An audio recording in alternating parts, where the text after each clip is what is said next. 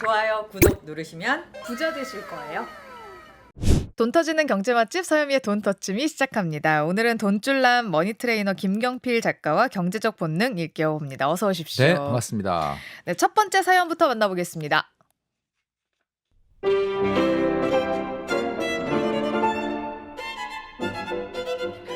40대가 되면서 영양제를 챙겨 먹기 시작했는데 돈이 생각보다 많이 드네요. 일단 종합 비타민 먹어야 되고요.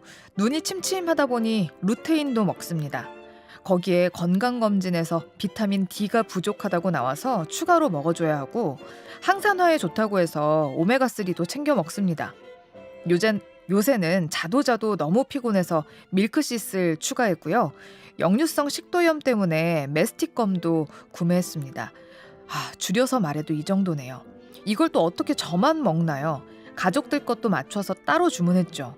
그랬더니 저희 4인 가족이 한 달에 영양제와 건강보조제로만 50만 원은 쓰는 듯합니다. 이거 맞나요? 50만 원이요? 와, 이게 아무리 가족 거라고 하지만 좀 많은 것 같은데. 근데 또 비싼 거 드시는 분들이 있어요. 유산균도 요즘 막 유산균계 에르메스 이래가지고 막 한 네. 통에 5만 원 이런 것도 오, 있거든요. 그래요?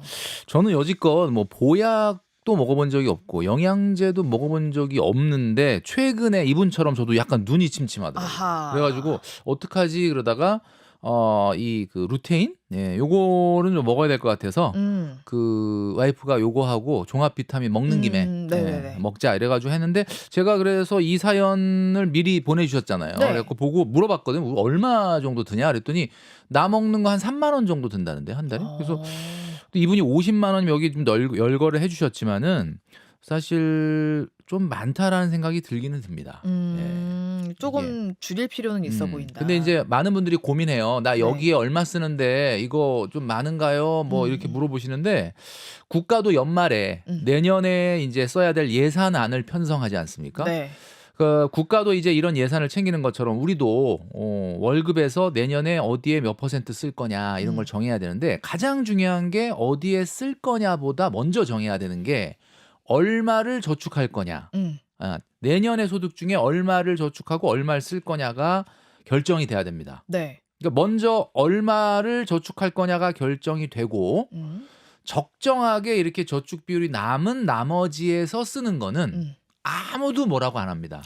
그 안에서는 뭐 어디에 얼마를 쓰는지 뭐 영양제에 50만 원이 아니라 100만 원을 써도 마이너스만 안 낸다 그러면은 어딘가 다른 데서 줄여서 쓰는 거니까 전혀 문제가 없다. 저는 이렇게 말씀드리고 싶습니다. 그러면은 비타민이나 뭐 이것저것 많이 챙겨 먹어가지고 병원에를 한 번을 안 가든가 이러면은 오히려 뭐 이득일 수도 있겠네요. 그죠. 그런데 이제 이분이 여기에 열거해 주신 걸 보면 우리 그 시청자분들도 아시겠지만은 뭐 눈이 침침해서 루테인을 먹고 건강검진에서 비타민 D가 부족하다고 해서 추가로 또 뭘 먹고 하는데 일반적인 사람들은 뭐가 어떻대? 그러면 그래? 그냥 이렇게 넘어가지. 그걸 뭐 바로 또 영양제로 이렇게 보완해야 된다는 생각 안 하거든요. 그러니까 이분은 만약에 이게 공포 마케팅일 수 있는데 야, 그럼 예를 들면 가다가 또 차 사고 나면 어떡하냐, 또 아프면 어떡하냐 이러다 보면 이분은 보험도 계속 이런 식으로 들 가능성이 그러니까 꼭 의무로 드는 거 아니고 운전자 보험 꼭 안 들어도 되는데 그렇죠. 그것도 들고. 이렇게 공포가 생길 때마다 뭔가 그걸 해결하려고 하는 성격이 있다.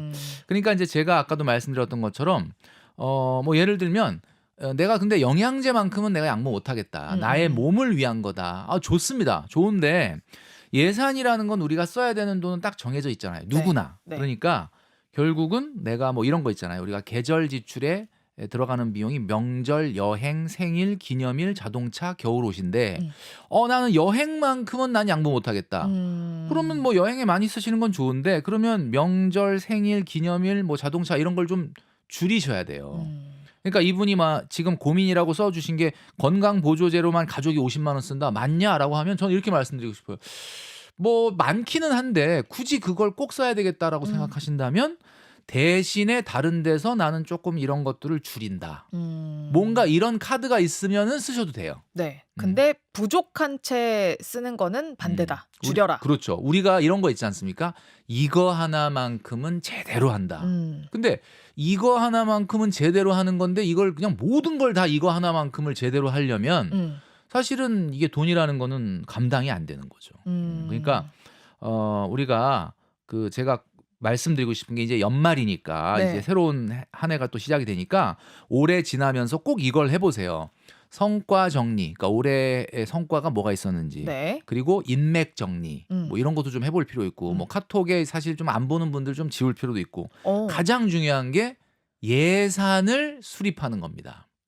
내년 예산 수립하는 그 내년 예산에 내가 그 예산 중에 말씀드렸던 것처럼 뭐 세부적으로 들어가면 영양제 예산까지 만들면 더 좋겠는데 뭐 그렇게까지는 너무 복잡하더라도 거. 네. 뭐 외식이나 또는 쇼핑이나 문화 레저나 뭐 이런 건강 취미 이런 것들에 얼마 정도를 배정할 것인지를 이분이 좀 고민을 하신 다음에 영양제를 바라보시면 네. 문제는 간단하게 해결되지 않을까라는 어. 생각이 듭니다. 아니 보통은 결산만 좀 하고 내년 예산 수립까지는 거의 안 하는 추세기는 한데, 근데 예산도 좀 신기한데 저는 인맥 정리도 그렇게 해야 됩니까? 인맥 정리도 해야 됩니다. 이게 돈이랑 네. 상관이 있어요? 그러니까 돈이랑 상관이 뭐 직접적으로는 없을 수 있는데 우리가 올해 한 해를 보내면서 성과 정리도 하고 뭐 내년도 예산, 소비, 뭐 저축 이런 것도 생각을 하는데 이때 우리가 사실 인맥 정리를 왜 해야 되느냐?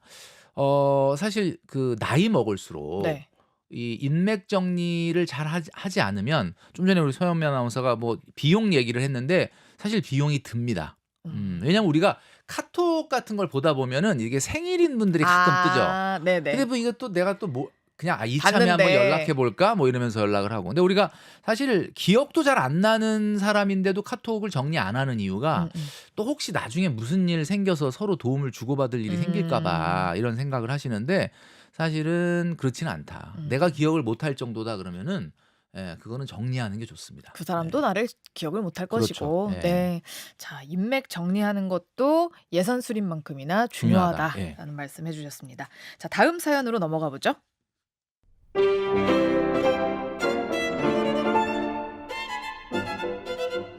안녕하세요. 저는 싱글의 직장인입니다. 월급만으로는 내 집 마련하는 게 너무 막막해서 투자를 하게 됐어요. 하필 그게 코로나 버블 시기, 증시가 하늘 높이 올랐을 때 들어가는 바람에 손해를 좀 크게 봤습니다. 다행히 대출까지 손을 대지는 않았고 시드머니를 70% 정도 날렸네요. 그래도 이후 미국 주식을 좀 하면서 손실을 만회해서 이제는 마이너스 30% 정도까지 온 것 같거든요. 여기서 고민이 있습니다. 지금이라도 눈 질끈 감고 나오는 게 좋을까요? 아니면 원금까지만 딱 복구하고 털고 나올까요? 조언 구합니다. 아, 예. 사실 최근에 자산 시장은 굉장히 급팽창을 했습니다. 뭐 최근에 뭐 비트코인까지 가세를 오늘 하면서 12월 16일 오후 4시에 하고 있는데 오늘 비트코인이 거의 막 하늘을 뚫고 올라가고 지금 있거든요. 뭐 1억 우리 5천. 한화로 1억 5천 네. 넘는 그런 걸 상승세를 보이고 있죠. 그러니까 아휴 그 집에 좀 비트코인 좀 있으면 좋은데 비트코인 없고 비트만 있다 이런 네, 분들이 많은데 빨갛게. 비트는 막 쌓아놨어요 지금 막 네. 1+1이라서. 근데 비트코인이 없지 않습니까?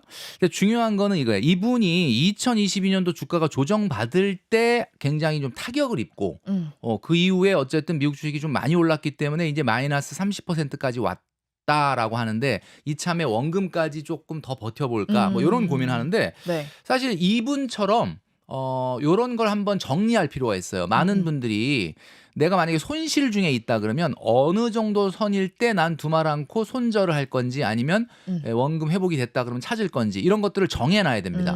안 정해놓고 그런 상황을 맞이하면 내가 이거를 그때는 사실 그만두고 싶었는데 이제 원금 온 김에 조금 더 가자 뭐 이렇게 가면서 또 손실 구간이 발생하는 경우도 있고. 그래서 저는 이렇게 말씀드리고 싶어요. 2022년도에 주식을 사신 분들, 네. 그러면 그분들은 굉장히 바닥에서 산 거거든요. 네. 그분들 같은 경우는 굉장히 지금 많이 먹었어요. 그러니까 지금까지도 만약에 2022년도에 주식을 사시고 뭐 대부분은 미국 주식이겠죠. 그분들 지금까지도 안 팔고 있다면 그분들은 지금 팔아서 현금화를 하든 아니면 좀 가지고 있다가 혹시 운이 안 좋아서 조정을 받아서 수익률이 하락을 해도 수익이다. 절대로 수익이 없어지지 않습니다. 네. 그러니까 그런 분들은 그냥 마음 편하게 그냥 좀 장기 투자를 생각할 수 있는데 이분처럼 이제 손실이 나버린 상태에서 복구 중인 분들이거나 네. 아니면 최근에 올라가는 자산 시장에 불안감을 느껴서 지금이라도 좀 들어가 봐야 되는 거 아니야? 라고 하는 분들은 하시면 안 됩니다. 포모로 들어가면 안 된다. 안 됩니다. 자, 제가 지금 주식이 하나도 없었는데 네. 최근에 주변에서 엔비디아 무용담, 알테오젠 무용담 또는 비트코인 무용담을 듣고 마음이 불안해져서 들어가려고 한다면 하지 말라라는 이유 3가지를 말씀드릴게요. 네. 자, 이 3가지 지금 새롭게 들어가는 건 안 된다라고 말씀드리는 이유는 첫 번째가 네. 당연한 얘기겠지만 최근에 너무 많이 올랐다 이거예요. 그러니까 항상 우리 주식시장을 보면 우리 나스닥 지수도 지난 50년간의 역사의 그래프를 딱 차트로 보시면은 네. 뭐 대체적으로 큰 그림으로는 올라간 것 같지만 중간에 뭐 닷컴 버블도 있었고요. 코로나 시기나 금융위기에 굉장히 많이 하락했던 적이 있는데 네. 그걸 잘 보면 특징이 하나 있는 게 바로 급락했던 그 시기 바로 전에 급등이 있었다는 거예요. 그러니까 원래 한 10년, 20년의 그래프로 이렇게 기울기가 찬찬히 올라가는 그래프 속에 있는 게 아니라 유독 갑자기 무슨 이유인지 모르지만 급등을 하고 난 다음에 급락을 하거든요. 네. 지금 1975년부터 지금까지 나스닥 지수와 그다음에 1975년도부터 지금까지의 미국의 GDP, 실질 GDP 성장의 그래프를 같이 이렇게 맞대어 봤거든요, 제가. 네. 근데 맞대어 보니까 이게 중요한 건 기울기예요, 기울기. 네. 올라는 가는데 그 기울기가 사실은 급락이 있었던 시기의 기울기와 그렇지 않았을 때의 기울기를 딱 보면은 극명하게 차이 나는 게 사실 어쨌든 GDP 하나만 가지고 지수를 우리가 추정하기는 어렵지만 상당히 연관성이 있다고 봤을 때 지금 굉장히 좀 비싼 구간에 진입을 한 거예요. 그럼 그러니까 급등 구간이라고 보시는 거. 그러니까 급등 구간인데 조정을 안 받은 급등 구간. 그러니까 이거는 제가 봤을 때는 뭐 지금 주식을 갖고 있는 분들 같은 경우는 무슨 소리냐. 지금 뭐 나스닥 지수는 지금 더 간다라고 생각하시는 분도 이제 있겠죠. 시작이다. 물론 그럴 수도 있습니다. 그런데 중요한 건 새롭게 시작하는 분한테는 상당히 위험하다는 거죠. 왜냐하면 지금 주식을 2022년도에 사서 붙잡고 계신 분이야 당연히 지금보다 훨씬 낮은 가격에 샀기 때문에 네. 조정이 오더라도 문제가 없지만 데미지가 없지만 그렇지 않은 분은 다르다. 이게 첫 번째 이유고요. 네. 두 번째 이유는 원달러 환율입니다. 원달러 환율이 지금 최상단에 있다. 그러니까 무슨 얘기냐. 많은 분들이 그래요. 이제 최근에 있었던 정치적 불안 문제라든지 또 트럼프의 집권이라든지 이런 문제들 때문에 향후에 원달러 환율이 더 갈 거다라고 예상하는 분들이 많다. 원달러 환율이 더 갈 거다라고 예상하는 분들이야 당연히 미국 주식에 더 투자를 하겠죠. 지금이 싸다라고 생각하니까. 그렇죠. 그런데 그냥 일반론적으로 봤을 때 최근에 3개월간의 원달러 환율의 흐름은 1,300원 초반대에서 1,436원까지 올라왔거든요. 네. 그렇다면 이건 거의 10%에 가까운 급등인데 이게 어떤 그 환율이라는 게 한쪽 방향으로만 움직이지 않는다는 특성으로 봤을 때는 이렇게 등락이 있거든요. 어느 네. 정도 이게 레인지가 있는데 그 레인지로 봤을 때는 제가 봤을 때는 상단이야. 그럼 그 얘기는 무슨 얘기냐? 앞으로 얼마든지 3개월 전 모습으로 돌아갈 수도 있거든. 하나도 이상하지 않을 수 있거든. 그렇다 하더라도. 네. 그러면 10%가 만약에 환율이 뭐 당장 빠진다는 건 아니지만 빠진다고 봤을 때 미국 주식에 투자를 한다는 거는 미국 주식이 하나도 안 올라도 10% 그냥 환차 손이 생기는 거예요.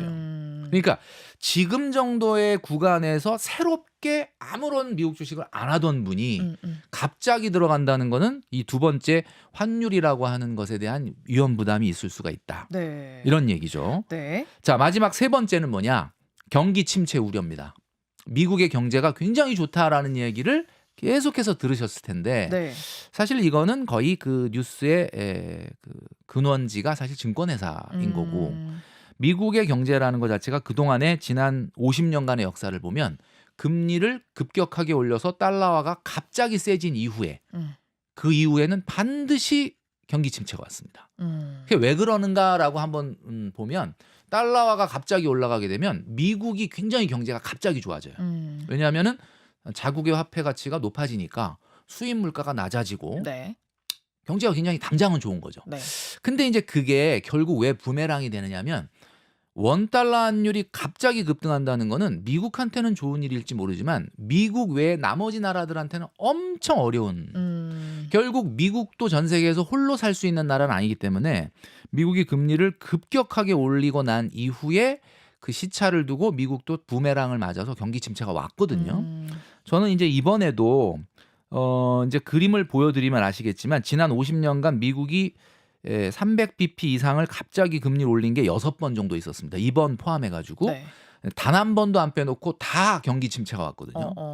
그래서 뭐 경제라는 거는 단언할 수는 없는 거지만 분명한 거는 향후에 경기 침체 위험이 있다. 근데 이제 이번에 경기 침체 위험이 좀 무서운 거는 자산 가격이 너무 올라간 상태에서 맞는 경기 침체.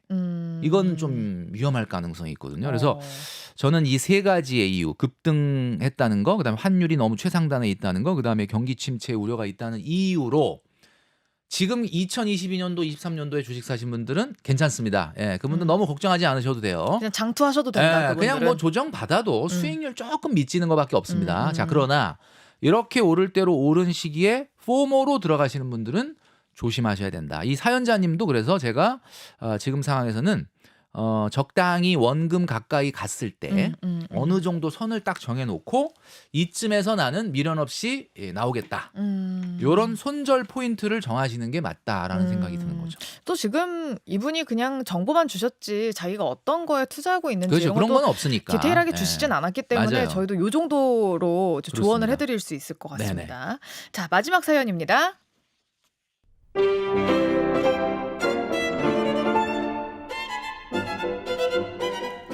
두 분 빵 좋아하시나요?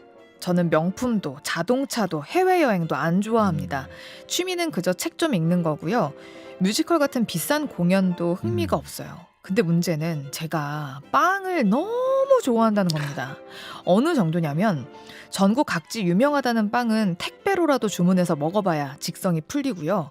지난 9월에는 나들이 삼아 대전 성심당에 빵 투어 다녀왔어요. 한 10만 원어치 사와서 몇 개는 먹었고 나머지는 냉동실에 얼려두고 하나씩 데워 먹는 재미에 푹 빠져 있습니다. 대충 계산해봤더니 어떤 달에는 빵에 20만 원도 쓰고 어떤 달에는 30만 원도 쓰고 그러더라고요. 간식이 아니라 주식으로 먹을 때도 있으니까 괜찮지 않나 싶다가도 막상 금액을 보니까 좀 헉하긴 하네요. 제 빵순이 라이프 괜찮을까요? 어허. 예. 너무 귀여운 네. 사연이어가지고. 제가 어제 창원을 갔다 왔는데 네. KTX를 타고 너 이제 창원이 멀지 않습니까? 네, 나 네. 막 잠을 자다가 딱 깼는데 어디지? 그랬더니 대전이더라고요. 근데 내려야지, 갑자기 내려야지. 많은 사람들이 빨간색 그 봉투를 들고 막 타는 거예요. 그래서 오, 빨간색 봉투가 뭔가 봤더니 여기서 말씀하시는 이 대전에 성심당. 요 빵집이었던 것 같아요. 근데 보니까 이분이 제가 좀 전에도 말씀드렸지만은 참 귀여운 고민인데 저는 괜찮다고 봅니다. 이 정도는 괜찮아요? 네, 괜찮다. 왜 괜찮냐? 본인이 행복하다면 네. 사실 돈이라는 건 행복한 데 써야 돼요. 내가 괜히 남들처럼 남들 이만큼 하니까 나도 여기다 써놓고 난 별로 안 행복한데 이럴 필요가 없다. 이분은 본인이 좋아하는 걸 너무나 잘 찾았는데 제가 마음에 드는 지점은 이거예요. 빵 좋아하시나요? 저는 지금 빵을 너무 좋아합니다. 이건 너무 좋은데 이런 말이 있지 않습니까? 명품도 자동차도 해외여행도 안 좋아합니다. 요 말이 너무 딱 마음에 와닿는 거예요. 그 다음에 뮤지컬 같은 비싼 공연도 흥미가 없어요. 이거 다 안 하고 빵 사겠다는데. 네. 그걸 돈줄남이 뭐 사지 말라. 많이 드셨으면 좋겠어요. 아니 근데 돈줄남님이 되게 빵에 관대하시네. 왜냐면 오늘 첫 번째 사연도 사실 네. 건강 챙기겠다고 건강보조제 4인 가족에 50만 원 쓴다는 거는 그거 좀 줄여봐야 되지 않겠나라고 근데 얘기하셨다가 그분은 네. 뭔가 이게 두려워요, 공포예요 이러면서 네. 이제 이걸 먹어야 될 것 같아요. 근데 이분은 빵을 먹으면서 너무 행복해하는 게 시너지 보이지 효과가 않습니까? 확 나니까. 이거는 뭐 어떤 영양제보다도 내가 먹으면서 행복을 느낀다는데. 네. 근데 이런 건 있겠죠. 사실 빵이라는 게 탄수화물이니까 네. 너무 또 많이 드시면 우리가 왜 보통 한 글자로 끝나는 거 6가지를 조심해라 이런 말이 있거든요. 네. 이 6가지가 뭐냐면 술, 밥, 면, 떡, 차, 빵입니다. 차는 뭐 부릉부릉 차요? 근데 여기서 그 뭐 약간 중의적인 의미가 있을 것 같긴 한데 그죠? 그 차일 네. 수도 있고 네. 술, 밥, 면, 떡, 빵, 차 요거를 좀 조심해야 되긴 해요. 근데 이제 이분이 사실 빵값이요. 뭐 저는 사실 빵을 안 좋아해가지고 네. 잘 모르는데 가끔 이제 와이프가 빵을 살 때 옆에서 보면은 네. 깜짝깜짝 너무 비싸거든요. 빵이요. 네, 빵이 진짜 비쌉니다. 네. 밥보다 훨씬 비싼 것 같아요, 빵이. 맞아요. 그러다 보니까 좀 걱정이 되긴 하나 이분이 빵 하나를 사랑하는 이유로 포기하는 것들을 열거해 주신 내용을 보면 네. 빵하고는 비교가 안 되는 명품 자동차 해외여행 뮤지컬 공연입니다. 저는 그런 면에서 봤을 때 이분이 이 정도 쓰는 건 괜찮다라고 생각이 돼요. 근데 다만 건강을 위해서는 뭐 돈 때문이 아니라 네. 조금 뭐 너무 탄수화물 많이 먹으면 요즘 좋지 않다고 하니까 예, 그런 것만 조금 주의해 주시면 되지 않을까. 그래서 늘 말씀드리는 거지만 우리가 어딘가에 힘을 주고 싶으면 어딘가에 힘을 빼라. 그러면 거기에 힘을 주는 게 의미가 있다. 근데 뭐 나는 자동차도 포기 못해, 명품도 포기 못해, 아유 빵 이거 포기 못해 이런 식으로 가는 게 문제지. 이분은 뭐 저는 전혀 나쁠 게 없다. 뭐 빵 소비가 매달 들쭉날쭉하고 이런 거는 어떠세요? 뭐 사실 빵 예산을 만들어 놓지 않으셨다면 뭐 내 외식 예산, 외식 예산에서 그걸 조정을 하시겠죠. 근데 이분 같이 이렇게 빵을 좋아하신다면 빵 예산을 만들 필요가 있어요. 아, 이분은 이제 주 매뉴얼에 그렇죠. 빵 예산 베이커리 버짓을 만드는 거예요. 그러니까 나는 비비. 요 비비를 만드는 거예요. 네. 그래서 딱 요 비비가 요 정도다. 딱 만든 다음에 그 안에서 자유롭게 빵을 맛있게 드시는 게 좋지 않을까. 만약에 이거를 안 하고 들쑥날쑥하다 보면 우리가 걱정했던 것처럼 뭔가 탄수화물 과다 섭취로 건강이 좀 안 좋아질 수가 있다. 아, 그러니까 예. 저도 한 빵순이 하는데 그래요? 다이어트 비용이 너무 많이 듭니다. 그러니까 비비를 좀 짜시죠 이제. 예, 비비를 좀 짜고 다이어트 DB도 하나 짜고 그렇죠. 그래가지고 그 포션을 딱딱 맞춰서 하는 게 되게 중요할 것 같습니다. 네네. 자, 그리고 돈줄남에게 묻고 싶은 질문 또 경제적 고민들이 있으면 댓글로 남겨주시면 네네. 저희가 선정해서 또 선물도 뭐 빵 선물을 드리든 커피 선물을 드리든 할 테니까 많이 많이 달아주시고. 근데 오늘 이분은 혹시 네. 이제 내가 진짜 돈줄남한테 혼나고 나 이제 빵 끊어야지 이런 마음으로 사연을 보냈다 그랬을 그러면은 수도 있겠네요, 참. 이게 웬 갑자기 또 빵 먹어라 이러니까 네. 좀 당황하셨을 수도 있는데 어떡하지? 지금보다는 좀 빵을 좀 줄이시되 빵을 사랑하시는 것만큼은 너무 좋은데 다른 것들을 좀 절제하시면서 하는 것은 너무 훌륭하다. 이렇게 좀 말씀드리고 싶습니다. 그리고 빵 중에도 건강에 좋은 빵들 있잖아요. 그럼요. 막 견과류 들어있고 좀 거친 밀가루 이런 걸로 만드는 사실 빵들. 빵을 우리가 탄수화물 과다 섭취라고 말한 이유는 밥 먹고 빵배가 따로 있다 그래서 문제지 빵 주식으로 먹고 드시면? 밥을 좀 안 먹으면은 괜찮은 거 아닙니까? 그죠? 네. 그쵸. 네. 뭐 빵순이님이 혹시 끊으려고 보내셨다면 뭐 예. 유감입니다만 그러니까 하여튼 뭐 드셔도 좋습니다. 네. 네. 이 정도는 거의 크리스마스 선물처럼. 네. 크리스마스 조언을 선물 해드렸네요. 받으셨네요. 네, 그래요. 자, 오늘은 여기까지 듣겠습니다. 지금까지 머니트레이너 돈줄남 김경필 작가와 함께했습니다. 고맙습니다. 네, 감사합니다.